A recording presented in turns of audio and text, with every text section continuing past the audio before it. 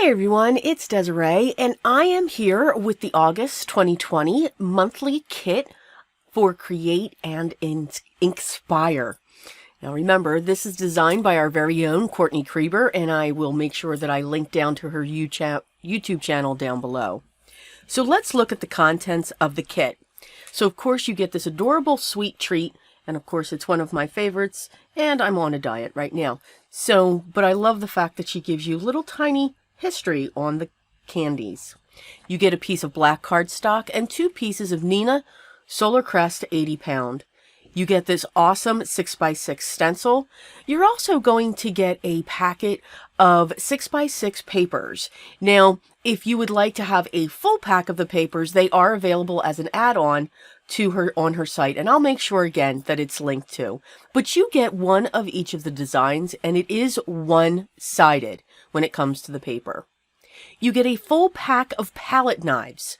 So all of these knives that you're seeing, you will get all of them. So there is a total of 5 that you will be receiving.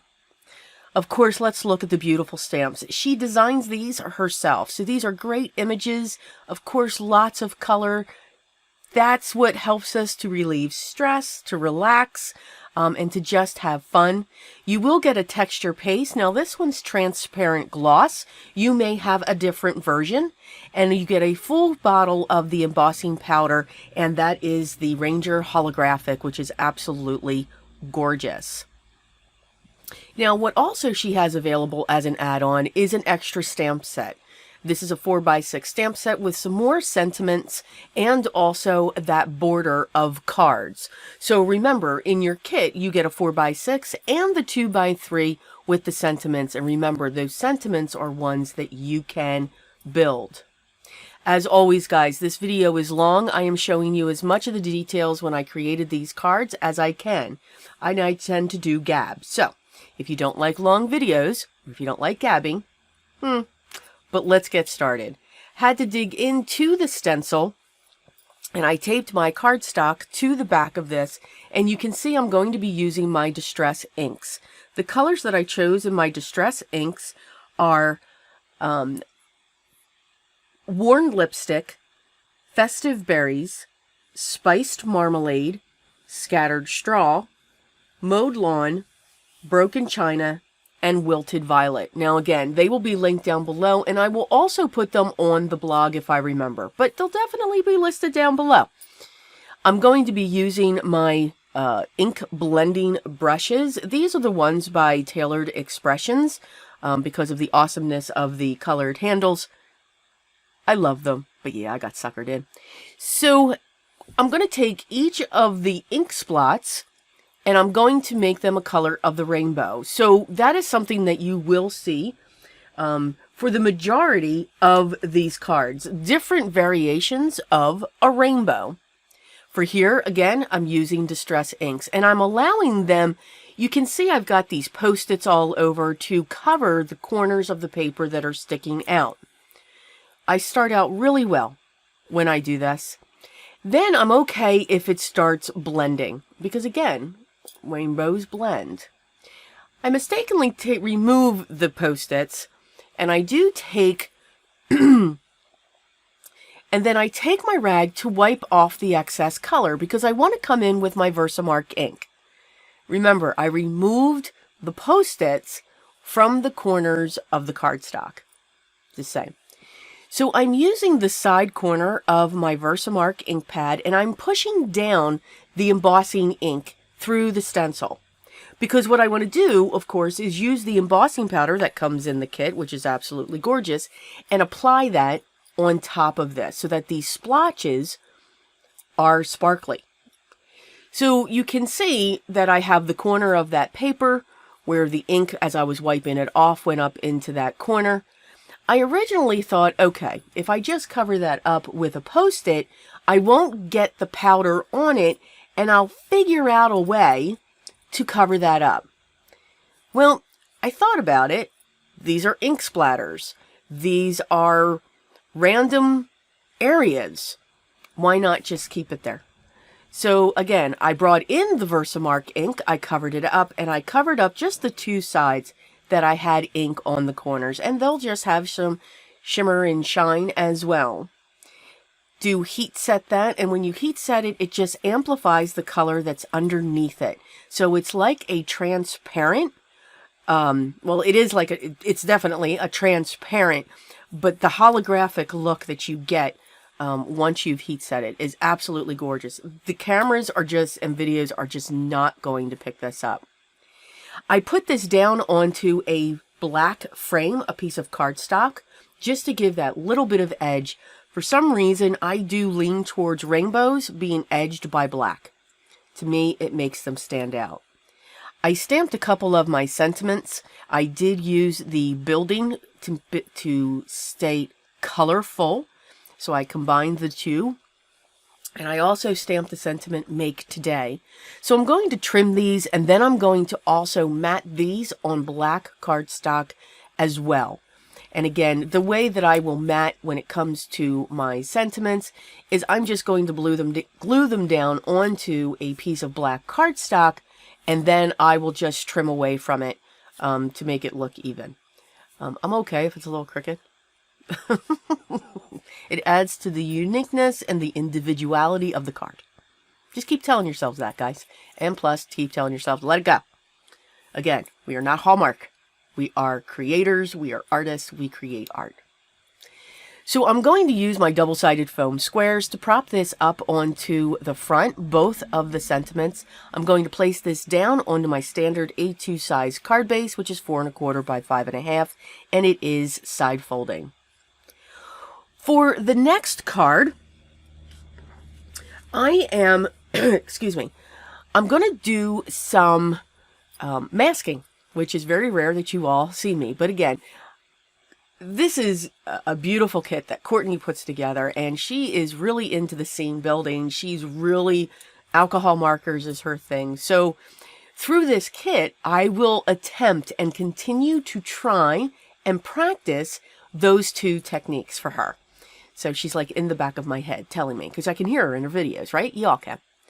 So I stamped the one image, I stamped the palette with the paint, and then you saw I took a piece of the Simon Says masking paper and just pushed it down to pick up the rest of the ink. And I'm going to fussy cut this image out. Now, I am not a fussy cutter. It drives me crazy. But these images are very simple fussy cutting. Nothing complicated, nothing intricate, which is great. So you can see I placed that down. I stamped one of the brushes. I have that. Now remember, when you do masking, the piece you want to the front, you want to stamp first. So that as you add your pieces, when you remove your masks, that piece that you wanted in front of you, because I wanted the brushes behind, will be now towards the front.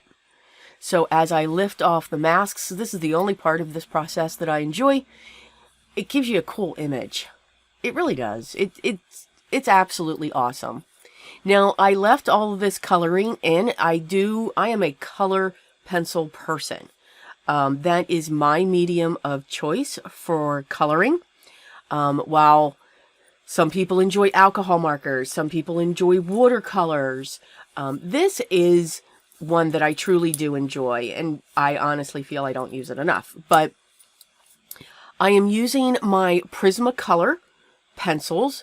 They are my favorite when it comes to colored pencils. So as you can see, I really zoomed in here. I'm hoping I stayed right in view there, because sometimes I always forget.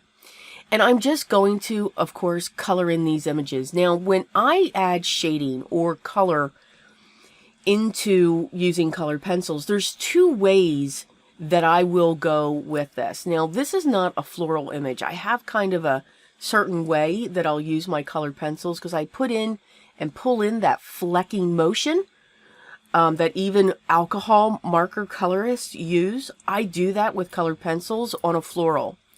When it comes to images like this, I lay down my light color first completely. I don't add pressure. I add a light color. Then I come in with my darkest. Then I come in if I have a third shade. Then I go all over everything with my light shade. I'm only going to use 2 shades with these images. I may pull in a 3rd shade when it comes to this palette. But for the palette, I'm actually starting with an ivory color. Okay, now if you guys hear anything in the background, I do apologize. We have somebody here talking with my husband, but that's okay. You'll just have to deal with the background noise. We're good. So I started with ivory for the palette. Now I'm going to add my darker shades onto the corner of the palettes. Okay, so we're just going to keep on building on that and add that shade. So I'm putting the shade down to the bottom left-hand corner. That is usually where I put the areas that I'm blending. So you can see I added 3 colors to this. I started with an ivory. I have a darker brown going down to the left-hand side. And now I have a golden yellow that's going over this ivory.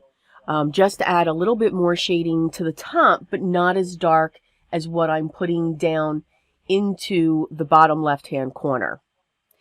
I was going to, for each of these ink wells, I was going to do a blending. I'm just going to put a solid color because I'm going to add some glossy accents to the top of those to make it look like they're little tiny puddles on the palette of paint. Once I have the last one filled in, again, giving that rainbow effect, I do stamp my sentiment to say relax and color. And then I will actually be using the pattern paper that you see up in the corner there as a mat. And I still pull in a black mat around that pattern paper. So it's going to emphasize the sentiments that we have, the rainbows that we have in the pattern paper, and then those colors that I used onto the front. Now, I am a white eraser fan. I do have the sand eraser, but for some reason, I feel I get better results with a white eraser, not a pink, a white one. So here I go with the glossy accents to just put that on top of the inkwells, just to make them look ink. Wow. Okay. Make sure they look wet. Yes. So, and again, you could have added paint to the tips of the brushes, and you can add your glossy accents there too. So, stamp set, very versatile. So for the next one, I had fun with the individual crayon, and I also wanted to pull in a different medium. Now, again, you can see the strip of distress inks that I have on top of there, and of course I changed my mind. I will not be using the distress inks. Instead, I went with my Arteza Real Brush pens that I will use as watercolor. Now you saw I gave it a shot to use a blending, which you can use a blending marker when it comes to this. But I do like the effect of the watercolor just to mix them. So I'm putting it in one section of the image, and then I'm pulling it out just to mix it up and to add that color. And I'm going to do that to each of these. Again, I've got this rainbow. I expanded out the color of the rainbow, and we are starting from one color and then heading into the purple. So pretty much we're going from pink to purple so that we can go right across theirs. I think the Arteza brush markers are a great alternative to the zigs that are out there, which of course came out first and were very popular. And these are at a good, excuse me, price point. I'm sorry. This is my allergies this time, actually. So I apologize. So what I'm going to do now is take that same color, fill in the areas of the markers, or excuse me, crayons, or whatever we want to look at these as. And now I'm just going to add more of that color solid and then pull it off the tip of the colored area. So we're just going to call these crayons because that's what I'm going to be used to. and I'm just extending it, and then I'm coming over that area with water just to mute it out and make it look like watercolor. So maybe these are crayon sticks. You never know. So as I pull this out and when I add the water, they will mix with each other. Okay? So, and that's what I'm looking for. I want that watercolor effect to come off of each of these crayons. So you can still see the definite of where I scroll, but one of the things that I take notice of, or what I think when it comes to the real brush markers or the zigs, when you put the color down and you put the water over it, give it some time. When it dries, it actually somewhat evens itself out. Even if you do see that harsh line that you put down, it took me a while to realize that. So you can see we've got all of these colors going across. I wanted to leave the wrappers around the crayons white.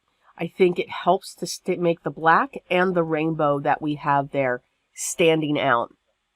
I am going to hit this with my heat tool just to let it dry. I didn't add too much water to it, but I did want to add just a little bit. Or excuse me, just, I did add just a little bit from my water brush, and I just want to make sure that's dry before I stamp my sentiment. I'm actually going to be using a sentiment from the add-on that she has, and that's available. So I chose "You're Never Too Old to Create Pretty Things." And how true is that? That's awesome. We all create art. Everything's pretty. Everything. So I'm going to use my double-sided foam tape to actually prop up that panel onto my piece of black cardstock. When I do any type of mixed media on my Bristol cardstock, which is what I used here, I do like to use a very strong tape, and that's either my double-sided tape, which is from Uline, or my double-sided film tape, 2-inch wide, which is also by Uline, but it is unforgiving. One moment you put it down, it's there, not moving. So when we for my next card, I'm actually going to do a slimline. I think this is actually going to be a habit for me when it comes to Courtney's kits. So for this, adding all of these images, kind of doing a scene, but not having to mask, which is my cup of tea. And I'm just stamping my images along the bottom. And I am going to use my Altenew alcohol markers. So here again. So I did a little bit of the scene building in a previous card, and now I'm doing a little bit of a scene with no masking, but I'm going to pull out my alcohol markers just to keep practicing in using these. Again, I still enjoy it, but again, it's not my go-to. I'm not comfortable with it, but I keep practicing, and because of this, because of this kit, I keep practicing, which is awesome. I should practice more. So those are the images. That's how they're going to look. When we start to do the alcohol coloring, I did keep it all in so that you can see it. We're really going to speed this up. So I did speed up these videos just a little bit more than normal because I literally am keeping everything in there. I'm choosing the areas that I am coloring in with a black alcohol marker because I want it solid black. And now I'm just coming in with all of the colors. I am focusing on each of the images, meaning if I start with the paintbrushes, I'm doing all the paintbrush handles. If I go to the paintbrush heads, then I do all of that. So you can see how I break this down. I am only doing a 2-color alcohol ink blend. All right, so nothing intricate here, nothing too mind-boggling for me. What I'm doing is I am laying down my light color, I'm putting down then the darker shade, and then I'm going just over where they meet a little bit with the lighter color to help it blend. I do feel that by putting your lighter color down helps to make that paper wet. What helps for me, my understanding, I get a better blend if I put a color down first and then start layering, because the paper fibers are already wet to a point where these colors are just going to move. So I look for my colors to blend because of the paper saturation. I really mess up, or I feel I don't get a good blend if I'm using the markers to blend back and forth. I don't know if that makes sense. Guys, watch Courtney's videos. She does beautiful blends. I'm just saying. But that's what I see when I do this. Now, there's times, like, and you'll see this on the box of crayons, I like the flicking motion. I like to pull those flicks going across. I like that look. It may not be a perfect blend, but I think it gives a cool blend. And that's what this is about. Enjoy the process. Don't stress over the process. A lot of times we do that. Mine doesn't look like that. I've got the same thing and that doesn't look like that. It's never going to. You can have the same supplies, the same stamps, the same process, even have the image stamped the exact way. Between two people, the images will look different between the two. And that's the beauty of this. Because we all have our own interpretation. We have our own look. We do things in different ways that we feel comfortable. But I can't stress enough. Try. Give what you want to try a chance. You never know. You may realize that, okay, you know what? I kind of like this. I'm kind of enjoying this. I can adapt this. I like to do it this way. I like to do it this way. There's so many ways to do these techniques that we have, whether it's embossing, whether it's the coloring, whether it's the stamping. You're going to find what's most comfortable for you. So know that and enjoy it. If you're not enjoying it, there's something wrong. You got something going on there. And I want everyone to enjoy the process. So keep that in mind. You can see I gabbed a little bit to get us through the coloring, but again, you can see how I'm doing that. I'm putting down a layer of color first.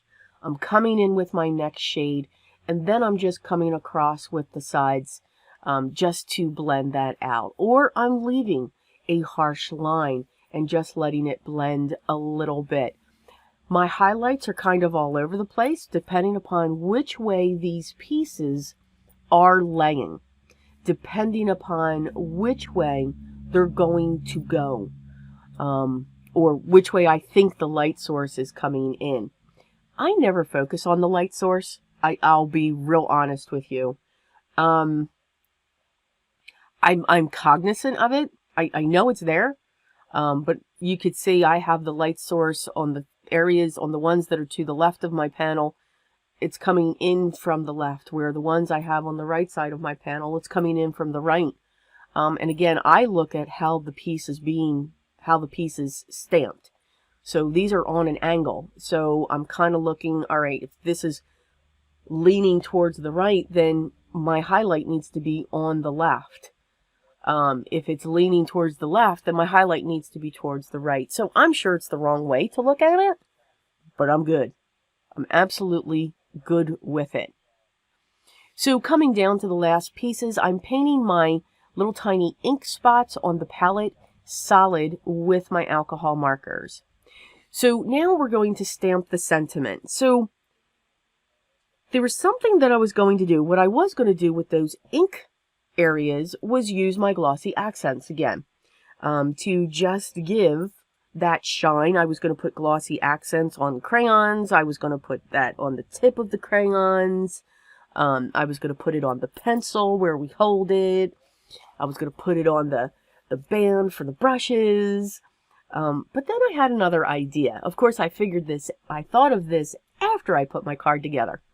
So I have my panel cut down. This is cut down to be 3 1/4 by 8 1/4, so that it's placed on a black panel of 3 1/2 by 8 1/2. I'm going to set this down onto that same size card panel, which is 8 1/2 by 3 1/2, cut to 8 1/2 by 7, scored at 3 1/2. Wow, that was a lot to say.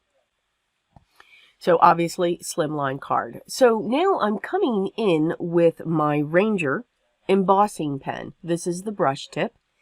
And I'm going over those areas that I just mentioned that I was going to use with glossy accents. I wanted to use the holographic embossing powder again because it's just absolutely gorgeous. Remember, my card's already layered. I already have it on there. Key tip. Make sure your heat gun is heated.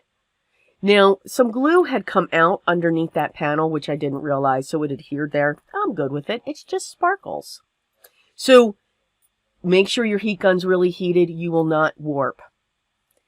So, prior to starting this, I took the stencil and I used the paste that came in the kit. Remember, mine was transparent gloss, and I put it on a piece of cardstock. I let that dry overnight, okay, just to make sure it's dry. I'm coming in with my Distress Oxide sprays, Worn Lipstick, Wild Honey, Mustard Seed, Mowed Lawn, Broken China, and Wilted Violet. And I'm going in a circle. I have this tilted in my box so that these colors will run. I want them to move down the panel so that they blend, so to speak. Once it's dry, I did use my heat tool. I'm going to use a rag and I'm going to wipe away on top of where that gloss, where I used it with the stencil, the paste. And you can see I get just a hint of the color, which I am okay with. Again, remember, oxide ink sprays, pigment, and dye combined. So you will get that delay in dry time. So you do want to make sure that your panel's dry. I never do. I'm going to be honest. I never do remember to make sure that they are dry. I always forget. I think they're dry. Even when I use my heat tool.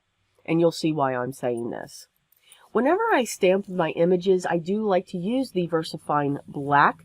That is my go-to for a black ink for my sentiments. I do also enjoy the obsidians that are out as well. I think Altenew has one, and I think Gina K has one as well. I do enjoy them. You can see I just dumped the embossing powder on top of this panel. Some areas were not dry yet. So the embossing powder stuck. I was good with it. It just added to the randomness of how the sprays went. I matted this down onto a 4 1/4 by 5 1/2 card base, and I put that down onto my standard card base as well. So here are the cards that we made using Courtney's Create and INKspire August 2020 card kit. Remember, this is not a subscription. This is a first come, first serve, so please make sure you get in there. It is live and ready for you to purchase.